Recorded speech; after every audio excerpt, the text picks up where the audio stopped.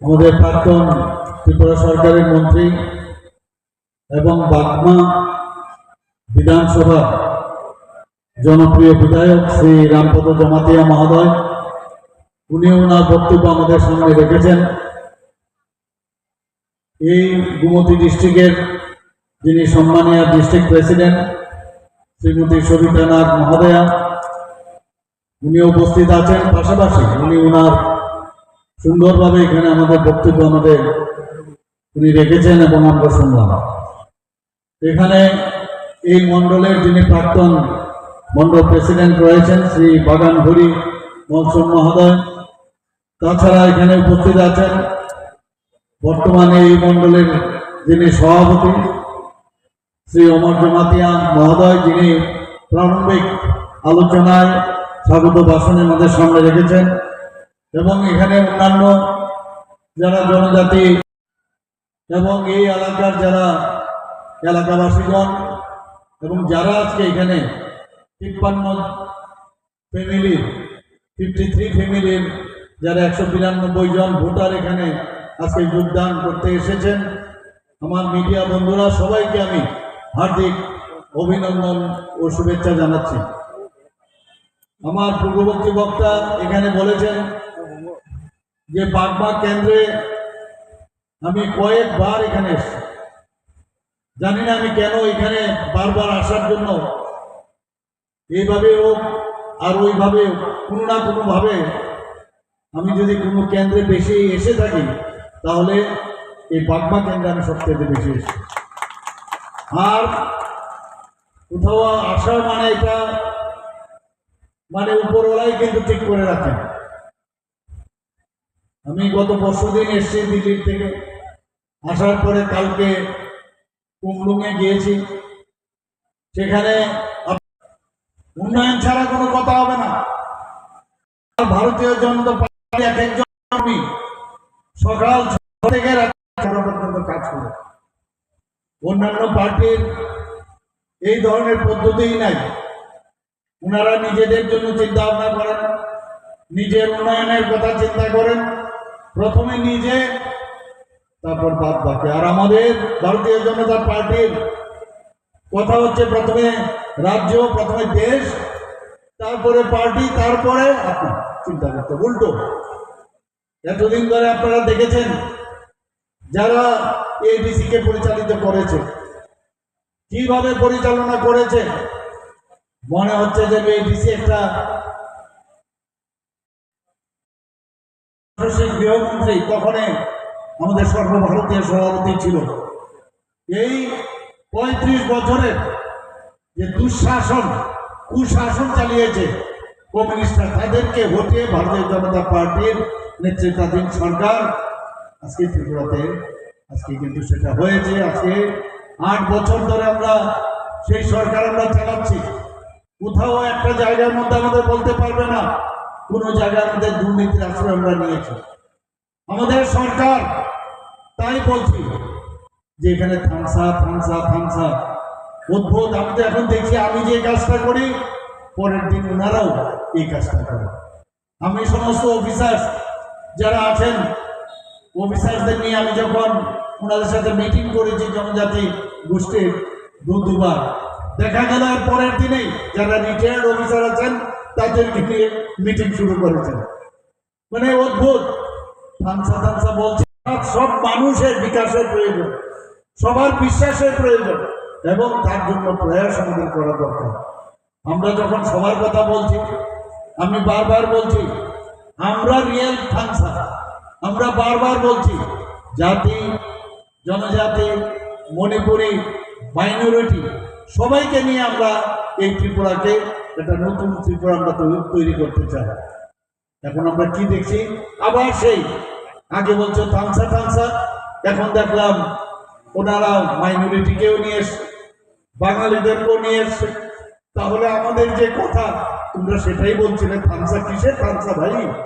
তাহলে আমাদের কথাটাই সত্যি। মিথ্যে প্রলোভন, মিথ্যে সুশ্রুরি, সাম্প্রদায়িক সুশ্রুরি দিয়ে এতদিন তোমরা চালিয়েছো, ভয় পাচ্ছ, নিজেদের উপর নিজেদের বিশ্বাস নেই। তবেই এখন ওই সমস্ত যারা মাইনরিটি আছে, যারা বাঙালি আছে, 100 কোটি টাকার প্যাকেজ দিয়ে তাদেরকে 12টা জায়গায় তাদেরকে থাকার ব্যবস্থা আমরা করেছি।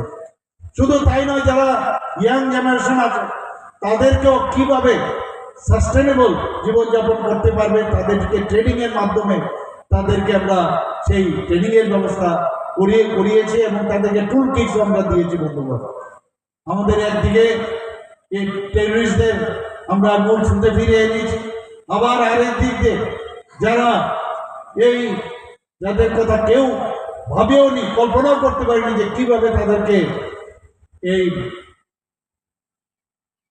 রিহ্যাবিলিটেশন করা হবে, সেটা আমরা করেছি। আজকে টেররিস্ট যারা ছিল এটিটিএফ এবং এনএলএফটি, তাদের জন্য 250 কোটি টাকার প্যাকেজ আমাদের দিল্লি থেকে দেওয়া হয়েছে। একদিকে আমাদের সরকার, আমাদের রাজ্য সরকার, কেন্দ্রীয় সরকার, আমরা সবাই মিলে সবাই যাতে আমরা শান্তিতে থাকতে পারি। আমাদের এই ত্রিপুরার যে পুরো এরিয়া যদি আমরা দেখি তাহলে সেটা উত্তরপ্রদেশ থেকেও বড়, কিন্তু আমরা নিজেরাই জানতাম না।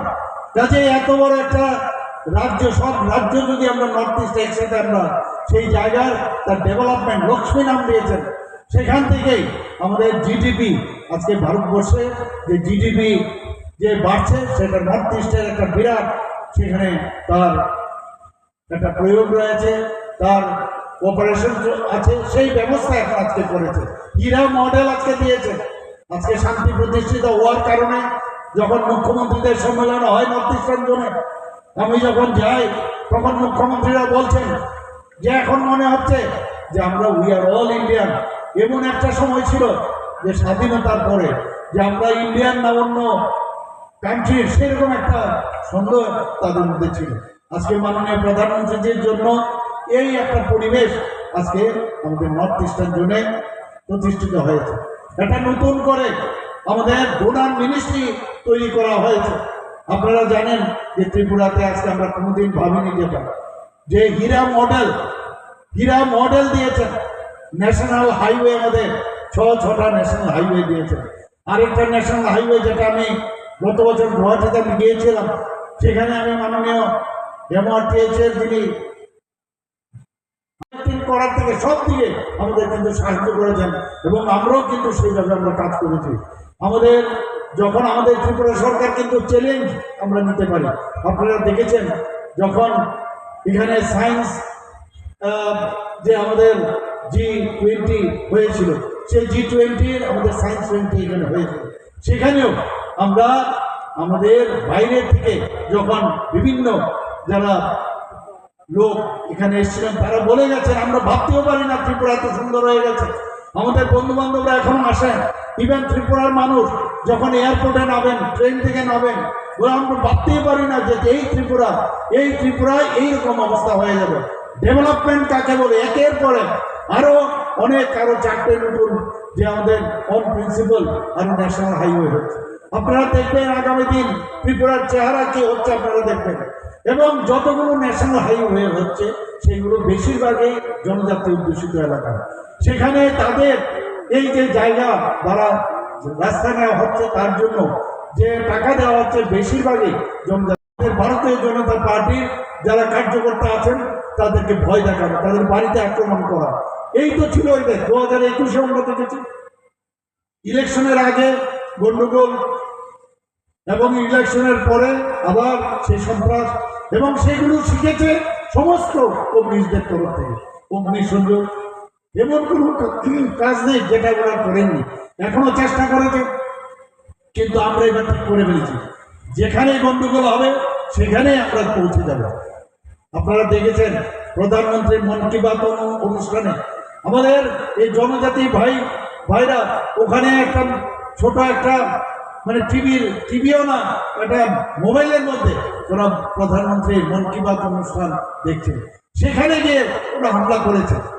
আপনি যদি দেখুন সব জায়গার মধ্যে, সব জায়গায় জনজাতিদেরকে মারছেন ওনারা থামসা বলছেন, আর জনজাতিদের ওনারা মারছেন।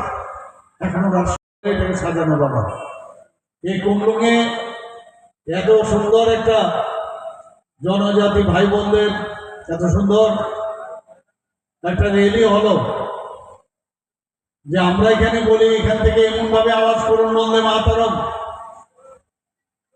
ভারত মাতাকে বলুন, যেটা কুমলুঙ্গে পৌঁছবে। কালকে আমরা সেই কুমলুঙ্গে এডিসির সদর কেন্দ্রে আমরা এত বড় একটা যে র্যালি করলাম, কম্পন কিন্তু অলরেডি শুরু হয়ে গেছে। সব জায়গায় বুঝতে পেরে গেছে যে জনজাতি ভাই বোনরা ভারতীয় জনতা পার্টি ছাড়া এবং ভারতীয় জনতা পার্টির যতক্ষণ পর্যন্ত এডিসির কে নিয়ন্ত্রণে না আনতে পারে, সেখানে গভর্নমেন্ট তৈরি না করতে পারে, ততক্ষণ পর্যন্ত এই জনজাতিদের উন্নয়ন সম্ভব নয়।